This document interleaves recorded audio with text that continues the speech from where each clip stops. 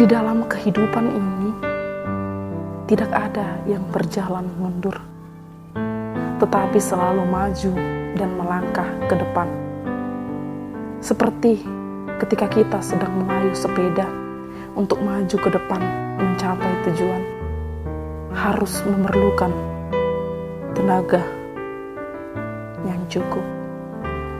Demikian juga kata Paulus, Rasul Kristus itu. Dia mengatakan, walaupun sudah banyak orang-orang dimenangkan menjadi orang-orang percaya dan bertobat dari hidupnya yang kelam menjadi hidup yang baru, hidup yang mengarah pada kemuliaan Tuhan. Ia masih merasa itu belum cukup.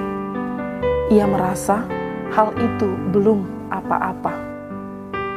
Di dalam Lukas 17 ayat 10 dikatakan oleh Yesus, "Jika kamu melakukan apa yang telah ditugaskan kepadamu, hendaklah kamu berkata, kami adalah hamba-hamba yang tidak berguna, karena hanya melakukan apa yang harus kami lakukan."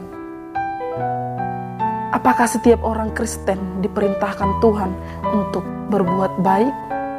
Atau apakah kita secara khusus yang mendengar firman ini juga ditugaskan Tuhan untuk berbuat baik? Tentu iya. Apakah dasarnya? Yaitu pengorbanan Kristus. Ia mati di kayu salib. Darahnya tercurah untuk membersihkan diri kita dari noda dosa yang sengaja kita lakukan setiap hari. Kita sering mendustai Allah. Kita sering langsung berbangga diri ketika satu kebaikan kita lakukan kepada teman atau saudara yang membutuhkan uluran tangan kita. Kita langsung merasa tanpa kita dia tidak bisa menjadi apa-apa. Tapi Paulus mengatakan dalam nats ini, "Aku sendiri tidak menganggap bahwa aku telah menangkapnya, tetapi ini yang kulakukan, aku melupakan apa yang telah di belakangku dan mengarahkan diri kepada apa yang di hadapanku." Saudara-saudara yang terkasih dalam Yesus Kristus, inilah yang seharusnya dasar dan prinsip di dalam hidup kita sebagai orang-orang yang sudah sungguh-sungguh telah dimenangkan Kristus. Melakukan satu kebaikan atau bahkan sejuta kebaikan pun yang kita lakukan itu belum sebanding dengan pengorbanan Kristus di kayu salib demi menebus dosa-dosa kita. Tetapi satu kebaikan yang kita lakukan mulai dari hal-hal kecil sangatlah berarti.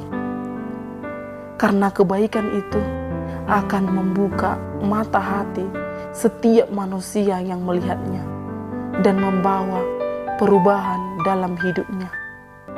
Karena sifat dan karakter manusia dibentuk oleh kebiasaan-kebiasaan yang berlaku.